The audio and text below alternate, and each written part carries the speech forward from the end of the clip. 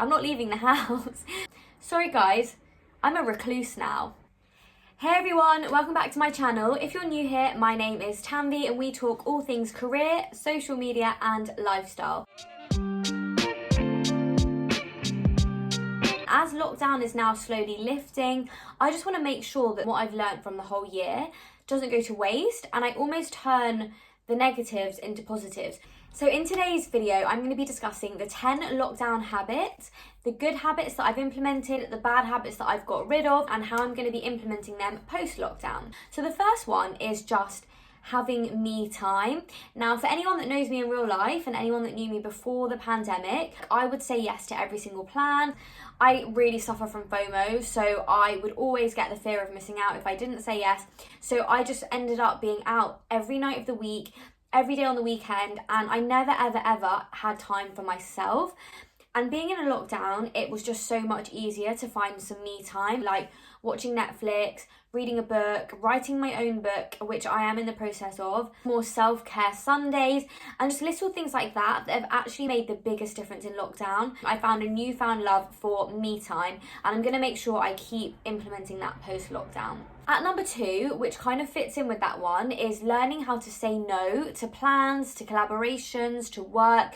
I have learnt this lockdown, it's so much easier to say no than to do something and regret doing it. So lockdown was a very easy excuse to say no to plans. Like, sorry mate, we're in a lockdown. Obviously now that lockdown's lifting, it's a bit harder because I can't really use lockdown as an excuse.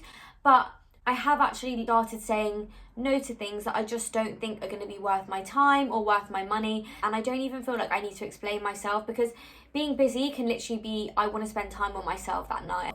So I've just started to say no, and it's given me a lot more freedom to have time for myself, but also just to ensure that I'm not making plans for the sake of it with people that might not be adding any value to my life. Number 3 is spending less money, and that is literally on just so much in life, whether that's on travel, whether that's on eating out, alcohol, drinking, clubbing, clothes, makeup, skincare, like literally everything. Lockdown taught me to strip everything back and actually think about what I need to be spending money on. Do I really need to be getting my nails done every 3 weeks? Do I need to be getting eyelash extensions when I'm literally not going anywhere? Probably not. So spending money on unnecessary things is something I'm not going to be doing post-lockdown. Number 4, again, follows on with that, is alcohol. Now, for those of you who don't know, in 2021, I'm really trying to kind of cut out, not completely, but predominantly alcohol in any shape or form from my life. I kind of want to get to a point where I can easily say no to drinking one night and I can still have fun, but also when I do drink, I only need like a couple and I just want to enjoy the drink rather than drinking for the purpose of getting drunk. And also that just means the next day I don't have a hangover. I've not checked my bank account and spent £200 on tequila shots, you know? Like, I just think there's so many benefits of not drinking alcohol, and so I'm definitely going to be trying to do that more and more throughout this year. The 5th one is just maintaining a consistent skincare, a hair care routine. Lockdown just allowed me to just take more care of myself, and that's because I guess I've just been on my own a lot more.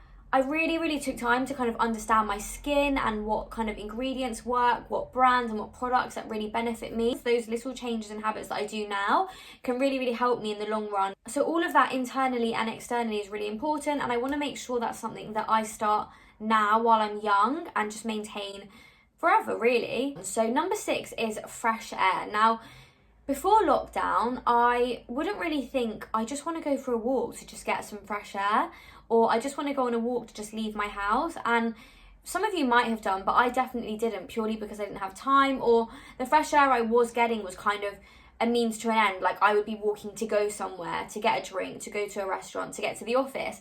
I would never just take a walk for the purpose of just getting some fresh air. I've also just really seen the benefits for my mental health, but also my physical health, of just walking more and just taking some time to reflect. Number 7 is probably an obvious one, but it's just making sure I get enough sleep. And lockdown got me into such a good sleeping routine because I didn't have an excuse. Like, there was nowhere to go. There was nothing to do in the evening other than just sleep. So I used to get such a good amount of sleep. Obviously, before busy season happened. But I used to get a lot of sleep, and it meant that I felt really healthy on the inside, but also like my skin was glowing. I was more energetic throughout the day. I was also just like not as cranky, and I just felt like I was just happier and nicer as a person, especially when it was that time of the month. Number 8 is just not eating out all the time. And I think this is going to be a tricky one because as lockdown lifts and I'm not drinking as much, I'll probably be wanting to eat out more to compensate for like not going to bars and clubbing as much. Eating out all the time definitely meant that I was feeling really like unfit and unhealthy on the inside, and I wasn't really getting like fresh nutrients and fresh greens and fruit and vegetable like you do when you eat raw food at home. I just want to really limit the amount I'm spending on takeaways and the amount I'm consuming on takeaways for my own health. At number 9, I want to make sure I'm prioritising my social media. Now, something that's come out of lockdown for me personally is the growth of my Instagram, my TikTok, obviously starting this YouTube channel, and it has become a really, really important part of my life. And although some of my friends and family might not realise that or might not see it yet, it is a really important part of my life, and it's almost become a part of me. I wouldn't be able to now go and catch up with friends or family and not want to talk about it because it's something that I'm doing every day. And I never ever used to admit it because of all the kind of like negative connotations that came around being on social media and like being an influencer.